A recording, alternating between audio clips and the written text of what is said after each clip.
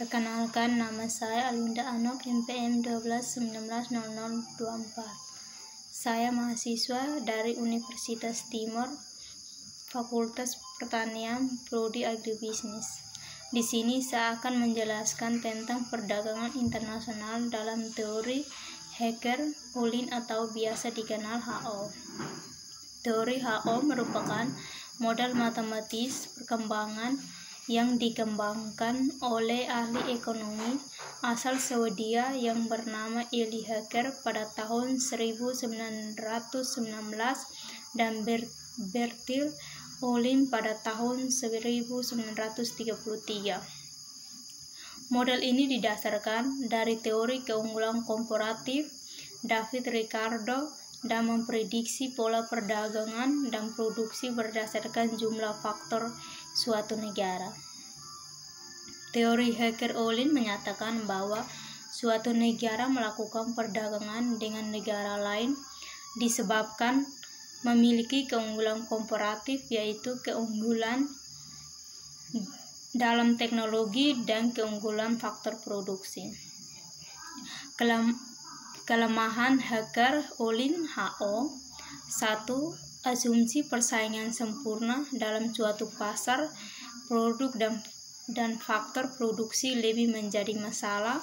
Hal ini karena sebagian besar perdagangan adalah produk negara industri yang bertumpu pada diferensiasi produk dan skala ekonomi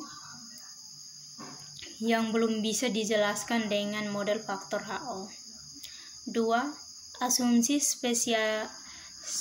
spesialisasi penuh suatu negara dalam memproduksi suatu komoditi.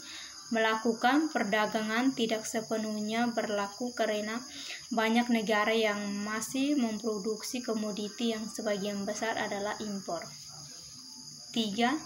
Asumsi bahwa kedua negara menggunakan teknologi yang sama dalam memproduksi adalah tidak valid.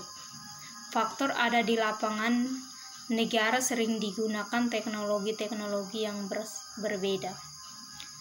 Teori HO didasarkan pada jumlah asumsi tersebut adalah: 1. Hanya ada dua negara yang memperdagangkan dua jenis barang X dan Y, dan dalam menghasilkan kedua jenis barang tersebut digunakan dua jenis faktor produksi, yaitu modal dan tenaga kerja. Fungsi asumsi ini adalah untuk mengilustrasikan teori pada suatu gambaran dua dimensi.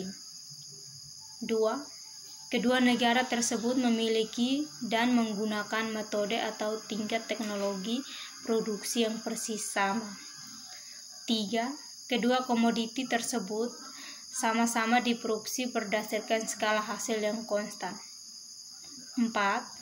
Terdapat kompetisi sempurna dalam pasar produk dalam faktor produksi. Dalam teori HO menggunakan dua kurva, yaitu kurva Isokos dan kurva Isokuan, di mana kurva Isokos adalah kurva yang menggambarkan total biaya produksi yang sama. Kurva Isokuan adalah kurva yang menggambarkan total kuantitas produksi yang sama. Baik, inilah penjelasan singkat saya mengenai teori Hacker-Ohlin. Sekian dan terima kasih.